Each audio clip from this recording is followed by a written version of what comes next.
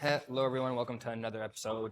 It is Coach MJ and today I'm going to be showing you how to do the seated cable preacher curls for biceps.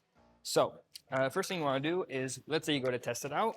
You want to make sure that you're able to lay your arms flat on here, but your elbow should be able to touch the pad. So for me, I can see right now that my seat is way too low for this machine. So I'm going to go ahead and adjust it.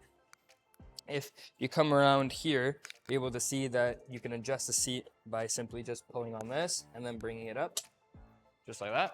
And now if I go to sit down, boom, all right, perfect. My elbows are able to easily rest on this now. So we're gonna put a weight that is good for us. We're gonna go ahead and grab the handles, make sure elbows are touching this, back is straight, pull it to your face, and back down slowly and controlled.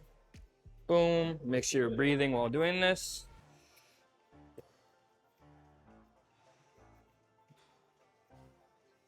And make sure you're squeezing as tight as you can at the top. Boom. Perfect.